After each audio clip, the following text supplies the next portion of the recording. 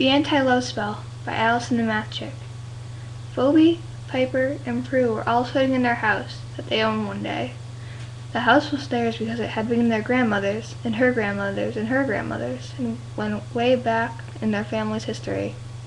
It was their ancestral home, so to speak. Well, anyway, they were sitting in their house, looking at their Book of Shadows, which was a book that had all their spells in it, not shadows like the name implies.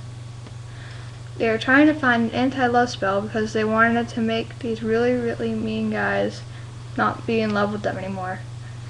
They were in love with them because the girls had casted a spell that was supposed to make the guys have hearts, so they weren't such big meanies anymore. Anyway, back to the book. Piper had it in her lap. She found a spell that could work. "Hey guys, I found it," Piper told her sisters. "Let me see that," Prue replied. So Piper handed the book to Prue so that she could read it. The spell Piper found was called the Anti-Love Spell. That was how they knew it was what they was looking for. The spell was actually a recipe for a potion they had to spray on the guys, so they'd be out of love with the sisters. The ingredients that were needed for the spell were eye of newt, wing of bat, St. John's wort, holy water, ragweed, and 3 hairs from a virgin witch. After they saw the last ingredient that was needed, Prue and Piper looked over at Phoebe, their younger sister. She said to them, "Hey, what are you two looking at me for? I'm not a virgin. I screwed the paper boy when I was in 8th grade. Phoebe, you were the paper boy when you were in 8th grade, Piper replies. Well, yeah, but I had sex with myself. Actually, with my hand in a big cucumber. I had lots of fun with cucumbers now. And sometimes with eggplants too, if I'm really, really horny." "You didn't want to know, Phoebe. I'm never going to eat cucumbers ever again," Prue said back to her. So anyway, after the 3 sisters bickered back and forth for a while after various fruits and vegetables that Phoebe fucked, and then finally came to the conclusion that since she used them on herself, it was only masturbation, and so she was technically still a virgin, so they could use her hair for the potion.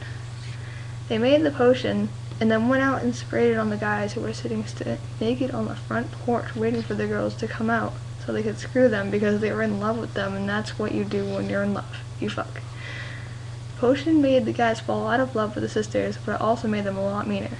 It also had some backward effects too. These backward effects were because the astro gods didn't quite qualify Phoebe as a true virgin, so the backward effects were that the sisters turned into incest-lovin', leather-sportin', BDSM freaks.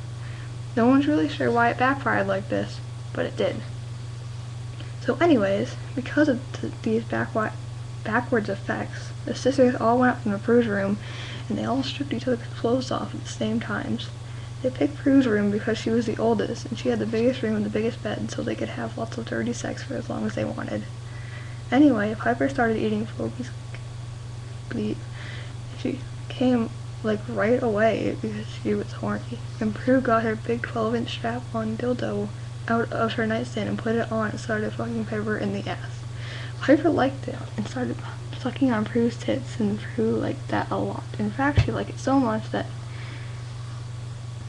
she came really quickly because her strap was pressing on her heavy woman's box.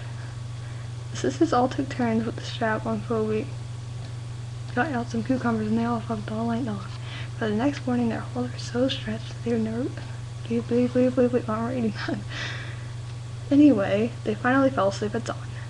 When the sisters finally waked up, they were all naked and cuddled up together and couldn't figure out why. Their bleep and bleat really hurt, though.